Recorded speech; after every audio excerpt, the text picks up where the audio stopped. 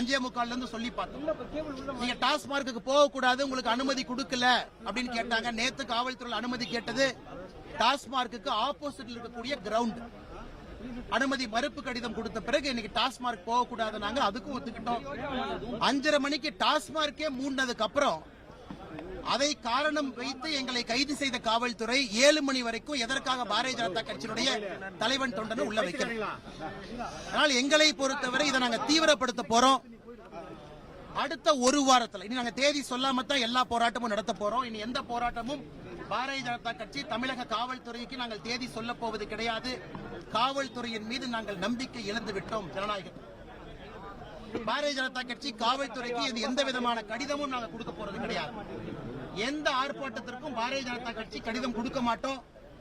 இதுவரை கடைசியாக 7 கடிதம் கொடுத்தோம். 7 ஆர்ப்பாட்டத்திற்கு 7ஐயும் நிராகரிச்சிருக்கிறாங்க. 7க்கும் பிரிவென்டிவ் கஸ்டடி வச்சிருக்கிறாங்க. ஜனநாயகத்தினுடைய குரல் விளைய காவல்துறை திமுகவினுடைய ஏவல் துறையாக மாறி இருக்கின்ற காரணத்தினால அடுத்த ஒரு வாரத்தில் நடக்கக்கூடிய போராட்டம் தமிழ்நாட்டில் இருக்கக்கூடிய 5000க்கும் மேற்பட்ட டாஸ்மாக் கடையில முதலமைச்சர் மு.க. ஸ்டாலின் அவருடைய பிரேம் போட்ட போட்டோவை மகளிர் அணி ஆணி அடிச்சு அதை அங்க ஒட்ட போறாங்க. அடுத்த ஒரு வாரத்துக்குள்ள தேதி குறிப்பிடாம தமிழகத்தில் இருக்கக்கூடிய டாஸ்மாக் எல்லா கடையிலும் பாரதிய ஜனதா கட்சியினுடைய சகோதரிகள், தாய்மார்கள், மகளிர் அணி முன்னிருந்து நானும் உட்பட தமிழ்நாட்டில் டாஸ்மாக் கடையில முதலமைச்சருடைய பிரேம் போட்ட போட்டோவை சுத்தில் வச்சு ஆணி வச்சு அடிச்சு அதை ஒட்ட போறாங்க. ஏப்ரல் முதல் வாரத்தில் ஒரு நாள் பாரதிய ஜனதா கட்சியினுடைய தலைவர்கள், தொண்டர்கள் டாஸ்மாக் கடையை மூடி பூட்டு போறாங்க. இந்த 2 போராட்டமும் அடுத்த 15 நாட்களுக்குள்ள 2 தேதியில் நடக்கும். 22ஆம் தேதி ஒரு போராட்டம் சென்னையில் நடப்பதற்கு வாய்ப்பு இருக்கு. அதுவும் அறிவிக்க போறதில்லை. காவல்துறை பாரதிய ஜனதா கட்சிக்கு மரியாதை கொடுக்காத வரை பாரதிய ஜனதா கட்சி காவல்துறைக்கு மரியாதை கொடுக்காது. காவல்துறையை பொறுத்த வரைக்கும் யூனிஃபார்ம் போட்டிருக்கிறவங்க ஒரு ஜனநாயகத்தில் எங்களை போன்ற அடக்கமாக ஒடுக்கமாக ஜனநாயகத்தின் வழியில் வந்திருக்கக்கூடிய ஒரு கட்சி தமிழ்நாட்டில் எங்கேயுமே பஸ் உடைக்கல, யாரையும் தீயப்பட்டு கொளுத்தல, நடு ரோட்ல யாரையும் வெட்டி சாய்க்கல. எப்பொழுதும் அறவழி போராட்டம் தான். அறவழி போராட்டத்திற்கு அனுமதி இல்லை என்று முடிவான பிறகு நாங்கள் காவல்துறையின் மீது வைத்திருக்கக்கூடிய மரியாதையை, நம்பிக்கையை இழந்திருக்கிறோம். அடுத்த 2 போராட்டமும் கட்டாயமாக நடக்கும். காவல்துறை முடிஞ்சா எங்களை தடுத்து பார்க்கட்டும். இனி தமிழ்நாட்டில் யூனிஃபார்ம் போட்ட ஒரு போலீஸ்காரங்களுக்கு இன்னையிலிருந்து தூக்கம் இருக்கக்கூடாது. நான் பாரதிய ஜனதா கட்சியுடைய எல்லா தொண்டர்களுக்கும் இந்த நேரத்தில் நான் சொல்ல விரும்புறேன். நமக்கு மரியாதை கொடுக்காத காவல்துறை இன்னையிலிருந்து தூங்கக்கூடாது. விதவிதமான போராட்டம், ஆர்ப்பாட்டம் தமிழகத்தில் நடந்துகிட்டே இருக்கு. மே 2026 வரை ஒரு மரியாதை எப்படி கொடுக்கணும் தெரியாத அதிகாரிகள் கமிஷனரா, டிஜிபியா உட்கார்ந்து இருக்கிறாங்க. அந்த சேரல திமுகவை காக்கா பிடிச்சு கோந்து போட்டு உட்கார்ந்து இருக்கிறாங்க. அதனால் தமிழ்நாட்டில் இருக்கக்கூடிய எல்லா காவல்துறை நண்பர்களுக்கும், சகோதர சகோதரிகளுக்கும் ஒரு பெரிய களங்கத்தை காவல்துறை உயர் அதிகாரிகள் ஏற்படுத்தி இருக்கிறார். இத்தனை காலமாக பொறுமையாக எப்பொழுதும் காவல்துறைக்கு ஆதரவாக பேசிய அரசியல்வாதி நான். ஆனா என்னுடைய தொண்டர்களையும் என்னுடைய சகோதரிகளையும் இழிவுபடுத்திய பிறகு இன்னைக்கு ராத்திரியிலிருந்து காவல்துறையை நான் தூங்க விட மாட்டேன். Very clear. என்ன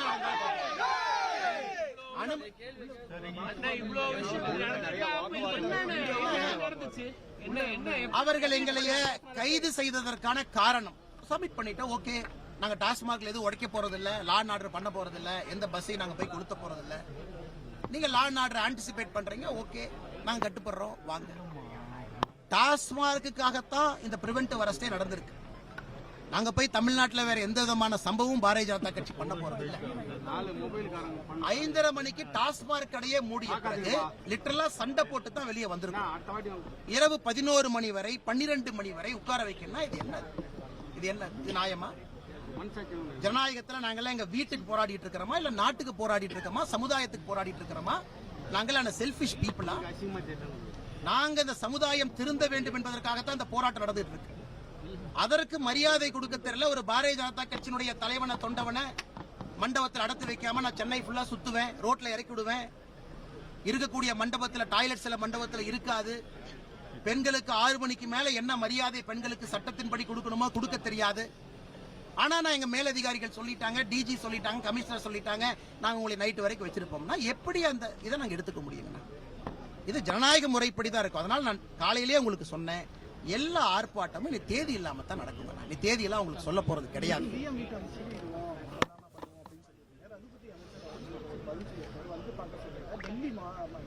உறுதியா வரும். அந்த கிரிமினல் ரகுபதிக்கு நல்லா சொல்லியிருக்கு. அளவுக்கு அதிகமாக சொத்து சேற்ற வழக்குல தமிழ்நாட்டினுடைய மந்திரி ரகுபதி, சிறைத்துறை, லஞ்ச ஒழிப்புத்துறை வெக்கக்கேடு, அளவுக்கு அதிகமாக சொத்து சேர்த்த வழக்கு ரகுபதியின் மீது நடந்து கொண்டிருக்கிறது. சட்டத்துறை அமைச்சராக இருக்கிறாங்க, அவரு மேல வருமானத்துக்கு அதிகமா சொத்து சேர்த்த கேஸ் நடந்துகிட்டு இருக்கு. இவர் சட்டத்துறை அமைச்சர், கோர்ட்ஸ் எல்லாம் இவர் கீழே.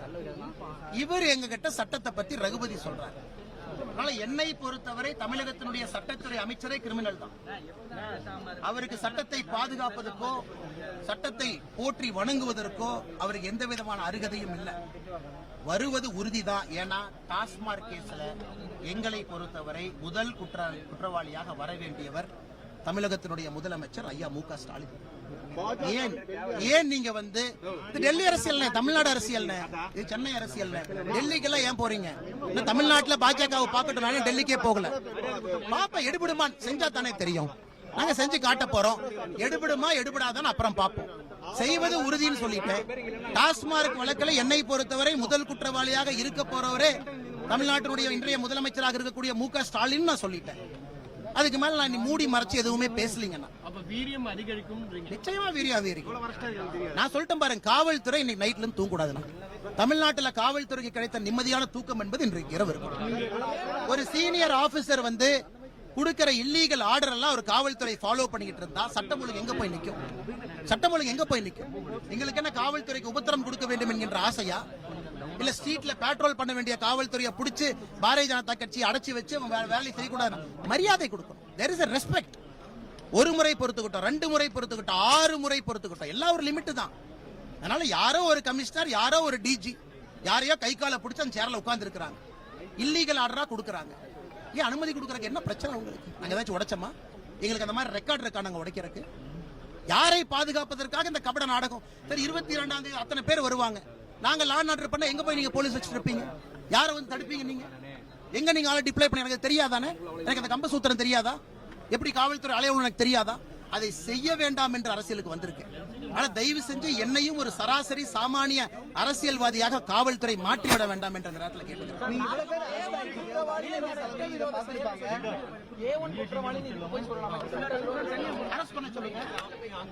சட்டத்துறை அமைச்சர் சட்டவிரோதமான செயல் முதலமைச்சர் மு.க. ஸ்டாலின் அவர்களை A1 குற்றவாளியாக வர வேண்டும் என்று சொல்லியிருக்கிற இந்த வழக்கில் அரசு பண்ண சொல்லுங்க. சட்டத்துறை அமைச்சர் தான் சட்ட கைது தான் வச்சிருக்காரு. நான் பயந்துட்டு ஐயோ ரகுபதி நான் பயந்துட்டேன், நான் சொன்னது பொய்ன்னு சொல்ல போறேன் கிடையாது. நான் சொன்னதிலே நான் தெளிவாக இருக்கின்றேன். காரணம், குற்றவாளிய ஹார்பர் பண்றாங்க, செந்தில் பாலாஜிய ப்ரொடெக்ட் பண்றாங்க. சிறைக்கு போனதுக்கு அப்புறம் திரும்ப அதே பதவி கொடுக்கறாங்க. தமிழ்நாட்டில் டாஸ்மார்க்ல இவ்வளவு ஊழல் நடந்திருக்குன்னு இத்தனை பேர் பேசிய பிறகு கூட 1 வருஷத்துக்கு மேல சிறையில் இருந்து வந்த செந்தில் பாலாஜிக்கு அதே துறையை கொடுக்கிறாருன்னா எப்படி இவரை குற்றவாளி இல்லை என்று நான் சொல்லுவேன்? ஹார்பரிங் கிரிமினல் கூட இருக்காரு. முதலமைச்சருக்கு அது இது இல்லையா? இன்னைக்கு உச்சநீதிமன்றமே கேள்வி கேட்கிறாங்க, அமைச்சரை பார்த்து தார்மீக அடிப்படையில நீங்க அமைச்சரா கன்டினியூ பண்ணுமான்னு கேட்கிறாங்க. இந்த அடிப்படையில முதல் குற்றவாளின்னு சொல்றேன். ஏன்னா எனக்கு என்னுடைய மூளைக்கு எட்டின வரைக்கும், என்னுடைய கருத்து சுதந்திரத்துக்கு எட்டின வரைக்கும் எனக்கு தெளிவா தெரியுது சிஎம் இஸ் இன்வால்வ். அதனாலதான் இந்த நீஜக் ரியாக்ஷன். கடந்த 15 நாட்களாக தமிழக அரசு போடக்கூடிய நாடகம் எல்லாம் என்ன? டாஸ்மார்க்ல முதலமைச்சர் இன்வால்வ் ஆயிருக்காரு. யாங்க செந்தில் பாலாஜி மேல போக போறாங்க? எங்களை பொறுத்தவரை முதல் குற்றவாளி மு.க. ஸ்டாலின். நாடகம் ஆடுறதை விட்டுட்டு மேல் நடவடிக்கை எடுங்கன்னு டிவிக்கு அறிக்கை விட்டுருக்காங்க. இந்த டாஸ்மாக் விவகாரத்துல டிவிக்கு மேல வர சொல்லுங்க. ஸ்கூல் பசங்க மாதிரி உட்கார்ந்து பாலிடிக்ஸ் பண்றாங்க. டிவிக்கு சினிமா ஷூட்டிங்ல அரசியல் பண்ணுவாங்க. டிவிக்கு சினிமா ஷூட்டிங்ல உட்கார்ந்து பாட்டு பாடிட்டு நடிகைகளோட இடுப்பை கிள்ளிக்கிட்டு அரசியல் பண்ணிட்டு இருக்காரு விஜய். திரும்ப எனக்கு பேச தெரியுமல்ல, டிவிக்கேவும் பவுண்டரியை கிராஸ் பண்ணக்கூடாது. நானும் டிவிக்கு மரியாதையா தான் பேசிட்டு இருக்கேன். அறிக்கை விடும்போது அறிக்கைக்கு ஒரு காரணம் இருக்கு. நான் என்ன விஜய் மாதிரி உட்கார்ந்து நடிகைகளோட இடுப்பு கிள்ளிக்கிட்டு உட்கார்ந்து டான்ஸ் ஆடிட்டு அங்க இருந்து அறிக்கை கொடுத்துட்டு இருக்கேன்? நான் களத்திலிருந்து போராடி கொண்டிருக்கின்றேன், களத்திலிருந்து பேசுறேன். இது என்ன ஒர்க் ஃப்ரம் ஹோம் பாலிடிக்ஸா விஜய்க்கு? என்ன ஒர்க் ஃப்ரம் ஹோம்? நாடகம் யாரு பண்றாங்க? யாரு? விஜய்க்கு 50 வயசுல அரசியல் வரணும்னு தோணுச்சா? 30 வயசுல எங்க போனாரு? 50 வயசுல காலைல புத்தா எழுப்பி விட்டு நடிகர் விஜய் அரசியலுக்கு வர சொன்னாரா? விஜய் யாரோட பி டீம்? நாடகம் யாரு பண்றாங்க? பிஜேபி பண்ணுதா, விஜய் பண்றாரா? நாடகம் பண்ணுவது விஜய், நாடகம் பண்ணுவது டிவிக்கு. திராவிட முன்னேற்ற கழகத்தினுடைய பி டீம் தான் விஜய். இன்னைக்கு நான் ஆணித்தரமா உறுதியா சொல்றேன், தமிழக வெற்றி கழகத்தினுடைய நடவடிக்கையை பார்த்த பிறகு நான் சொல்றேன், திராவிட முன்னேற்ற கழகம் மறுபடியும் ஆட்சிக்கு வர வேண்டும் என்று ஆரம்பித்த சீக்ரெட் ப்ராஜெக்ட் தான் தமிழக வெற்றி கழகம், சகோதரர் விஜய். ஏன்னா வரம்பு மீறி அவர்கள் பேசும் பொழுது எனக்கும் பேச தெரியும். மரியாதை கொடுத்து மரியாதை வாங்கிட்டேன். சும்மா அந்த குசியானந்து உட்கார்ந்துட்டு அந்த அறிக்கை இருக்கலாம் கொடுக்கூடாது. நீ எல்லாம் ஒர்க் ஃப்ரம் ஹோம் பாலிடிக்ஸ் பண்ணிட்டு இருக்க, களத்துக்கு வா. அப்படியே படாம அப்படியே உட்கார்ந்து ஆக்டிங் பண்ற இடத்துல இருந்து அறிக்கை டைப் அடிச்சு உனக்கு என்ன தெரியும் மக்கள் கஷ்டத்தை பத்தி? சிகரெட் குடிப்ப, மூவில ட்ரிங்க்ஸ் அடிப்ப, இதெல்லாம் பண்ணிட்டு டாஸ்மார்க் பத்தி பேசுறதுக்கு விஜய்க்கு யார் உரிமை கொடுத்தா? என் மாஸ்டர் படத்துல விஜயோட கேரக்டர் என்ன? சும்மா ஒரு குல்லாவை போட்டுட்டு நான் வந்து மைனாரிட்டி பக்கம் இருக்கேன்னு ஒரு நாள் வந்து இஃப்தார் வச்சுட்டு எல்லாம் வந்துருமானே?